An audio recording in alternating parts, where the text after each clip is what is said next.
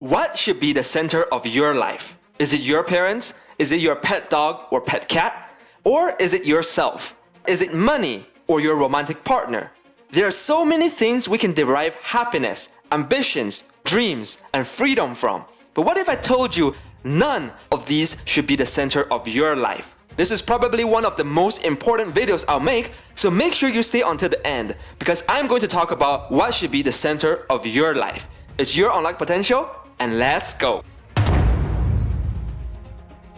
There's a section in the amazing book 7 Habits of Highly Effective People by Stephen Covey that talked about the center of your life.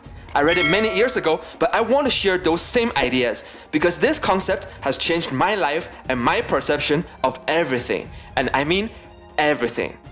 The idea is that based on the center of your life, your perspective and actions will surround a center. There are many centers people can choose from. It may be money, career, family, possessions, romantic relationship, pleasure, friend, or yourself. And the key message for this is that none of these should be the center of your life. That sounds ridiculous, doesn't it? The first time I read this, I was so shocked because for me, family has always been the utmost priority. I put family over my pleasure, over money, and over many other things. It was difficult for me to understand at the time why none of these should be the center of my life. But we'll get into that later. Let's talk about each of the center and their examples because we need to understand each so the concept will make sense later on. Let us say that money is your center. You love money. We will call it money center.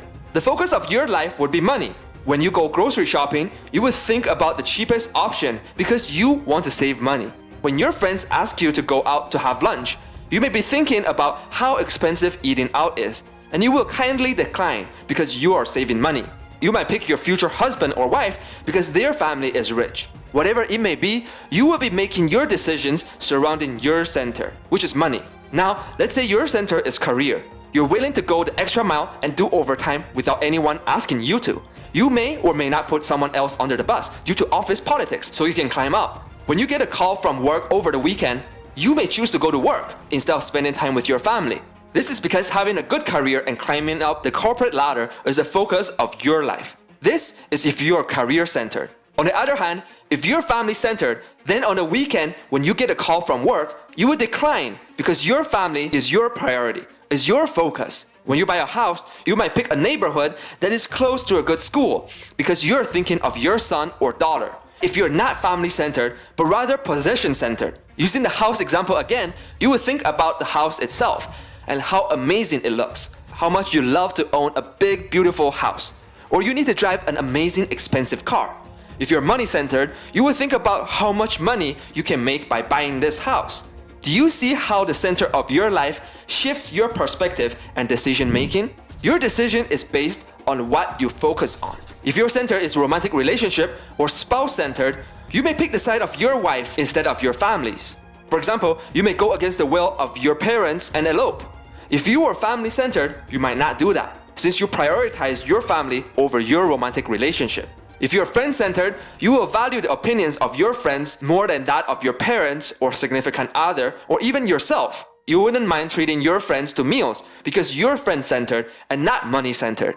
Some people are so heartbroken from relationships sometimes that they neglect many aspects of their lives, their health, family, work, etc. And it is because they are relationship or spouse-centered.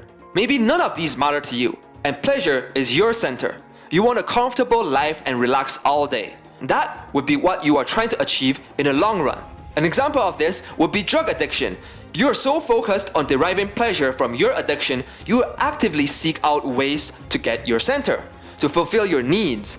Many people have borrowed money or take out loans just to feed their drug addiction. Family and friends, despite their best efforts, sometimes fail because that person's center is so strong. For those people that have gotten out of drug addiction, it is because they have found their new center. I have heard of stories where people get off drug addiction because of their spouse or family. For them, their family or spouse is more important than their pleasure center, despite how tough it is to stop their addiction. Lastly, if you want to focus strongly on yourself and just yourself, you are self-centered.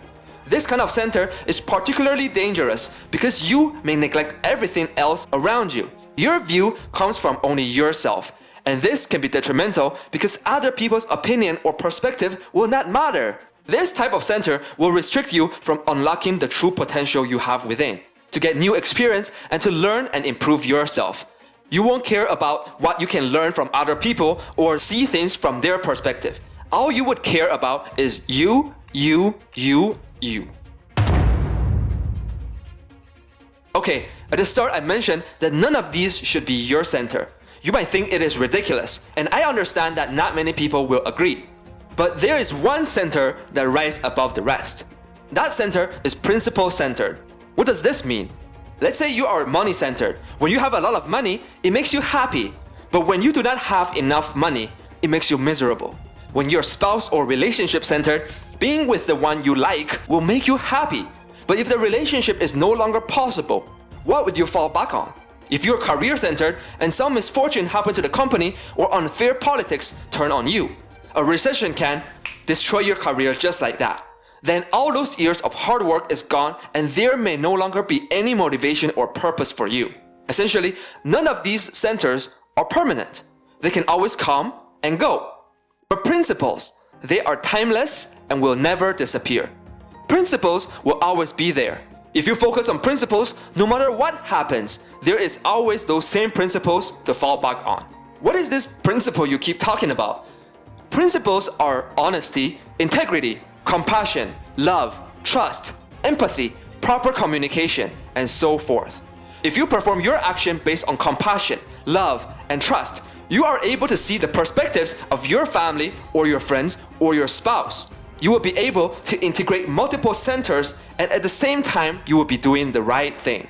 When you do your work with honesty and integrity, you will be able to build proper relationships and make an impact for your career. These principles will always stay the same because being honest means being honest. Unlike people, they do not change. Unlike materialistic possessions or money, they do not disappear or run out. At the end of the day, when you are principle-centered, you know you're doing the right thing. For example, marrying your partner because they are honest, kind, loving, caring, and has good integrity. Not because they are rich or have an amazing house or have a great job. What will happen when they bankrupt or lose their job or house? What do you fall back on? When things go wrong, people may shift from one center to another. And this can become a vicious cycle, just shuffling between money, family, pleasure, romance, etc. By being principle-centered, it helps you to stay grounded and you will get through life easier. What do I mean? If someone blamed you or called you names, but you didn't do anything wrong, you might get really bothered by it. Why did that person call me this or attack me? But when you're principle-centered, you ask yourself, was I honest? Was I kind? Was I caring? And if you did all the right things and lived by proper virtues, then you have nothing to worry about. It says more about their character and integrity compared to yours. Place the center of your life where it should be, on principles and doing the right thing. At the end of the day, it's all about balancing the different centers. Balancing between family, money, friends, romance, yourself, many other aspects, and doing the right thing for all of them. Hey everyone, don't click off just yet. I want to thank you so much for watching this video all the way until the end. It took me some sleepless nights to put out these videos, particularly this one.